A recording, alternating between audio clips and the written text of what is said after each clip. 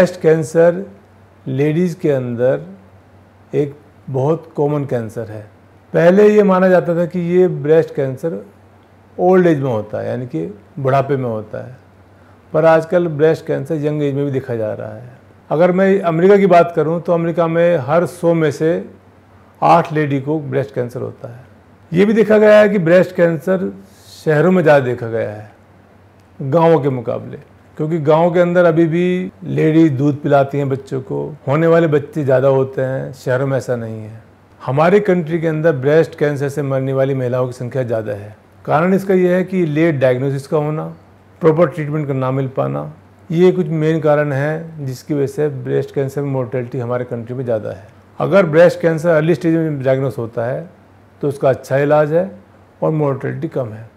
Breast cancer के या स्तन कैंसर के लक्षण कई तरह के हो सकते हैं, जैसे कि स्तन के शेप में या साइज में अंतर का आना, किसी गांठ का होना ब्रेस्ट के अंदर, या कई बार बगल के अंदर गांठ आ जाती है उसका होना, निप्पल का धस जाना ब्रेस्ट के अंदर, या ब्रेस्ट के ऊपर छोटे छोटे बूंदकी सी पड़ जाना। मतलब कि जैसे कि आपने संतरे देखा ना, संतरे के अंदर जो स्किन होती है संतरे की, इस तरह की स्किन का हो जाना, ये ब्रेस्ट कैंसर के लक्षण हो सकते हैं।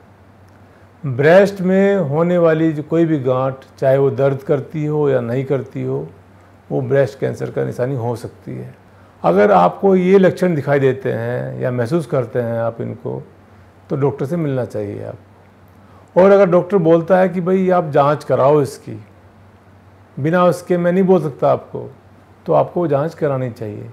कई बार ये होता है कि हम लोग सोचते हैं कि भाई और कैंसर निकल गया तो क्या होगा। आप ये सोचिए कि भैया मान लिया कैंसर निकल गया तो इसका इलाज तो हो जाएगा। कई बार लोग सोचते हैं कि मैं तो इलाज ही नहीं कराऊंगा। किसी समस्या का समाधान उसको सोल्व करने में है, न कि उसको पीछे उससे बच के भागने में है।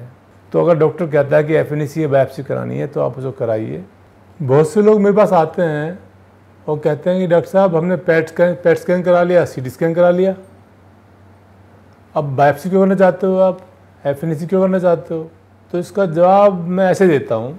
मैंने कहा ये क्या है, सीटी स्कैन है।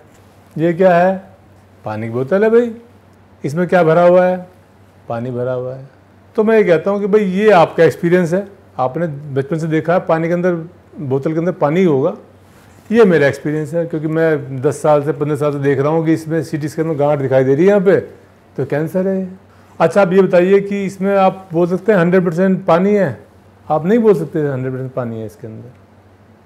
तो क्या करोगे आप चेक करोगे पानी को, आप पानी को पियोगे या उसको केमिकल टेस्ट करोगे कि ये वाकई में पानी है या नहीं है।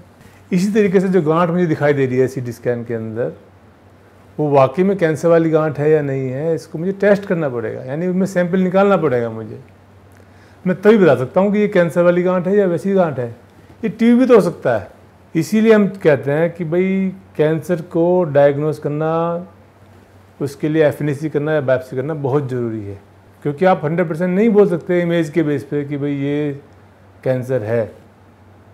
और कैंसर का जो ट्रीटमेंट है वो ऐसा ट्रीटमेंट है, वो आम ट्रीटमेंट नहीं है। आप मेरे पास आए बुखार लेके, मैंने कहा कि भाई आपको तो मलेरिया बुखार है, आप गोली खाओ जाओ। कैंसर ट्रीटमेंट एक अलग ट्रीटमेंट है बिल्कुल। किसी पेशेंट को कैंसर नहीं है, उसको कैंसर का इलाज चल जाए तो ये ब्लंडर कहलाएगा, इसका कोई जवाब नहीं है।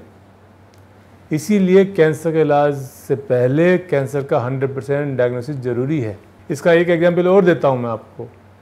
एक लेडी हमारे पास आई, उसका पेट स्कैन हुआ था, किसी डॉक्टर ने कराया था। उसके बोन्स के अंदर जहाँ जहाँ लीजन थे और जो साफ इंडिकेट कर रहे थे कि ये कैंसर है। और उस पेशेंट को मैंने ही बोला कि मुझे कैंसर लग रहा है। तो कह लगा भाई आप इलाज करो इसका। मैंने कहा नहीं भाई ऐसा नहीं है, पहले मैं जांच करूंगा कि ये वाकई में कैंसर है या नहीं है। तो मैंने उनकी बायोप्सी की बोन से, और आपको विश्वास नहीं होगा कि वो बायोप्सी पॉजिटिव आई ट्यूबरकुलोसिस के लिए। उनको बोन टीबी थी। टीबी किसी भी रूप में प्रेजेंट कर सकती है, और आज वो लेडी बिल्कुल ठीक है, स्वस्थ है, क्योंकि उसका टीबी का इलाज हो गया। अगर अब उसको हम कैंसर का मान के कैंसर का इलाज करते तो आज वो कहाँ होती है, आप खुद सोच सकते हो। देखिए बहुत से लोग सोचते हैं कि भाई साइड इफ़ेक्ट क्या होते हैं सर्जरी के, कीमोथेरेपी के, रेडियोथेरेपी के, इसलिए इलाज नहीं कराएंगे। पर जैसे मैं आपको एग्जांपल देता हूँ ऑपरेशन का, सर्जरी का। पहले हम ब्रेस्ट कैंसर में पूरी ब्रेस्ट निकाल देते थे, ये नहीं सोचते थे कि भाई औरत को क्या दिक्कत होगी, कितना दर्द होगा या उसका कॉस्मेटिक इफेक्ट कैसा आएगा। पर आजकल माहौल चेंज हो गया है।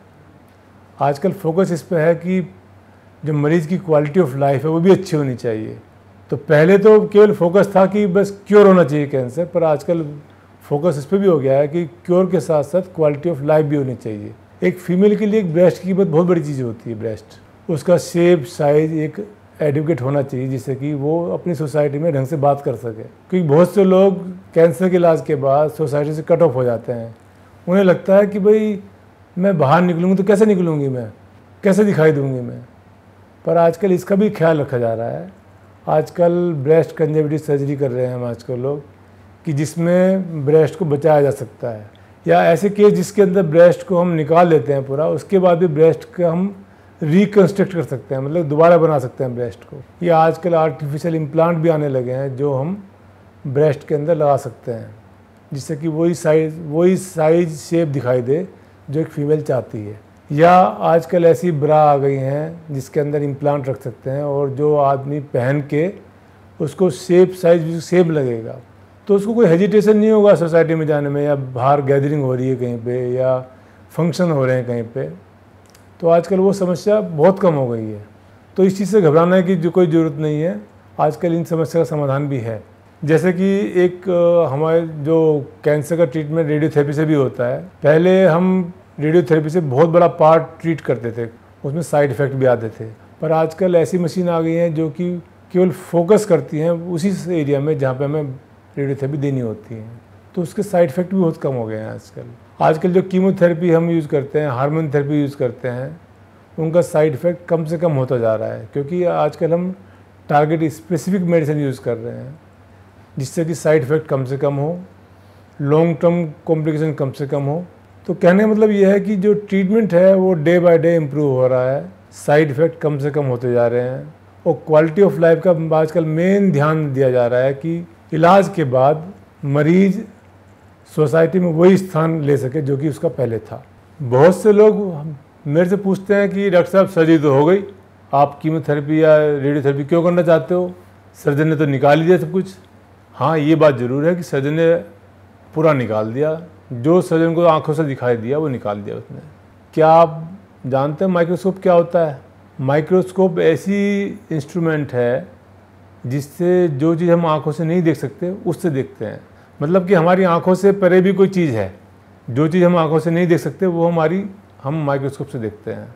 इसी तरीके से सर्जरी करने के बाद सर्जन ने तो अपना बेस्ट कर दिया, सर्जन ने तो सब चीज़ निकाल दी, पर उसके बाद भी देखा गया है कि कुछ सेल्स रह जाती हैं जो आंखों से नहीं दिखाई देती, और यही सेल्स कारण बनती हैं बीमारी के वापस आने के।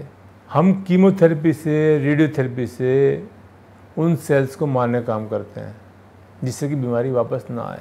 ये हमारा पास्ट का एक्सपीरियंस है। पहले सर्जन ने यही किया कि भाई सर्जरी कर दी, अब जाओ घर से, मज़े करो अपने यहाँ। पर देखा गया कि बहुत से लोगों को बीमारी वापस आ गई। तो लोगों ने क्वेश्चन उठाया कि भाई ऐसा कैसा हो गया। फिर जब एक्सपेरिमेंट्स हुए, लोगों ने कीमोथेरेपी, रेडियोथेरेपी यूज़ की, तो बीमारी वापस आनी बंद हो गई। तो आज जो हम थेरेपी कर रहे हैं आपकी सर्जरी के बाद, रेडियोथेरेपी या कीमोथेरेपी, उसका पर्पज़ यही है कि जो सेल्स छूट गई हैं, जो हमें आंखों से नहीं दिखाई दे रही हैं, उनको मारा जाए जिससे कि बीमारी वापस ना आए।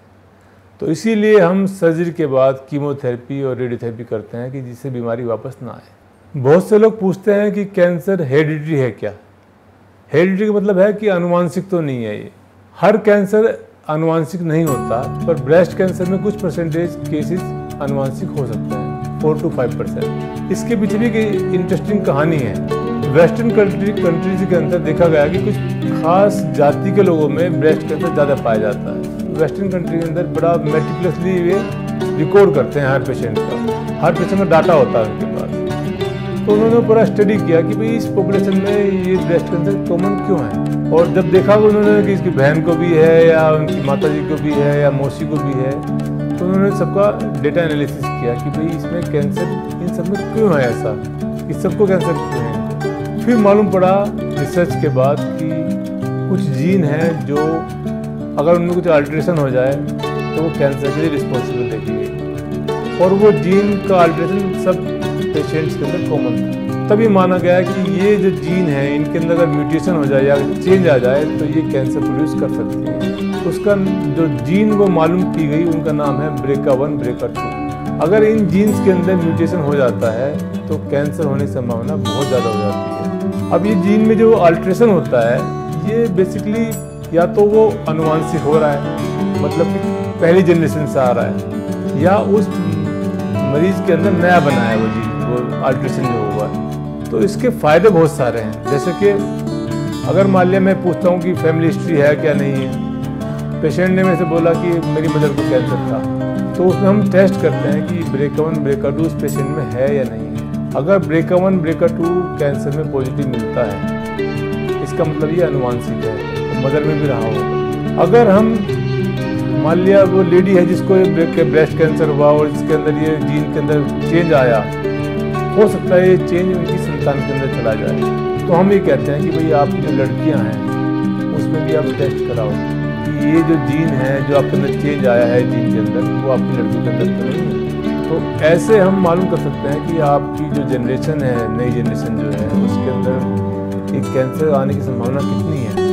तो अगर हम ये जेनेटिक टेस्ट करते हैं ब्रेस्ट कैंसर के अंदर, जबकि हमें मालूम है कि फैमिली हिस्ट्री है, तो आने वाली जनरेशन में हम कैंसर को रोक सकते हैं। तो हाँ, जेनेटिकली ब्रेस्ट कैंसर आनुवांशिक हो सकता है, हर केस में नहीं हो सकता। या तो ये पिछली जनरेशन चला आ रहा है या उसमें नया डेवलपमेंट हुआ। पूरा इलाज होने के बाद बीमारी वापस आ सकती है, ऐसा ब्रेस्ट कैंसर के अंदर। इसीलिए ब्रेस्ट कैंसर के अंदर इलाज पूरा होने के बाद फॉलो बहुत जरूरी है। फॉलो को मतलब कि आपको डॉक्टर से मिलना बहुत जरूरी है, टाइम टू टाइम। यूजुअली हम लोग एक बार ट्रीटमेंट पूरा होने के बाद पेशेंट से बोलते हैं कि भाई आप हर 3 महीने पे हमें दिखाइए। ऐसा हम यूजुअली 2 साल तक करते हैं। 2 साल के बाद हम बोलते हैं कि आप हर 6 महीने पे हमारे से मिलिए 3 साल के लिए। और अगर हम 5 साल पूरे कर लेते हैं तो 5 साल के बाद हम बोलते हैं कि आप ज़िंदगी भर हमारे से 1 साल में एक बार ज़रूर मिलिए हमारे से। उसके कई कारण हैं।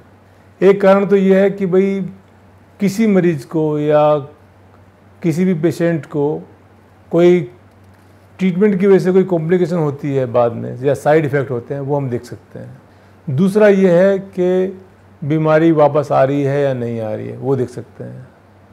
तीसरा ये है कि जो दूसरी ब्रेस्ट है उसके अंदर भी कैंसर होने की संभावना होती है, तो उसमें ब्रेस्ट कैंसर डेवलप हो रहा है या नहीं हो रहा, वो हम देख सकते हैं। इसका मैं एग्जांपल लेता हूँ आपको। अभी 3 दिन पहले मेरे पास एक लेडी आई, उनको ब्रेस्ट कैंसर डायग्नोस हुआ था 2008 में। वे 3-4 साल तक फॉलोअप में रही, उसके बाद उन्होंने जाना बंद कर दिया। और अब वो हमारे पास आई थी दूसरी ब्रेस्ट में गांठ लेकर। हमने उसको एग्जामिन किया, फिर FNAC बायोप्सी की और मालूम पड़ा कि उनको एक नया कैंसर डेवलप हो गया है। तो अगर हम प्रॉपर फॉलोअप में रहते हैं तो इस चीज़ को हम डायग्नोस कर सकते हैं। हमारे जो गाइडलाइंस हैं या जिनका हम सहारा लेते हैं वो ये हैं कि साल में एक बार जो दूसरी ब्रेस्ट है उसका हमें एक एक्सरे करना चाहिए, कि मैमोग्राम करना चाहिए, जिससे कि अगर मान लीजिए कोई डेवलपमेंट हो भी रहा है या कोई कैंसर नया बन भी रहा है उसको हम जल्दी मालूम कर सकें। तो कैंसर के ट्रीटमेंट के बाद पेशेंट को ये नहीं सोचना चाहिए कि भाई अब डॉक्टर के पास जाने की ज़रूरत नहीं है। हमें डॉक्टर से लगातार संपर्क में रहना चाहिए।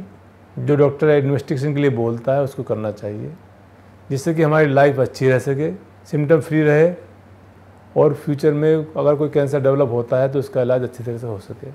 ब्रेस्ट कैंसर का बहुत अच्छा इलाज हमारे पास है और पूरा इलाज है। और जो पहले साइड इफ़ेक्ट होते थे ना, वो बिल्कुल भी नहीं होते हैं, मतलब बहुत कम हो गए हैं। और हमारे पास ऐसे लोग हैं जो बहुत लंबे टाइम से जीवित हैं, अच्छा कर रहे हैं। कई पहले 20-30 साल पहले कैंसर हुआ था उनको, कोई दिक्कत नहीं है, अपनी सोशल लाइफ अच्छी जी रहे हैं। तो मेरे ख्याल से घबराने की ज़रूरत बिल्कुल भी नहीं है। निराश मत होइए, आप पूरा इलाज कराइए और आप ठीक रहेंगे। मैं ऐसा पूरे विश्वास से बोल सकता हूँ।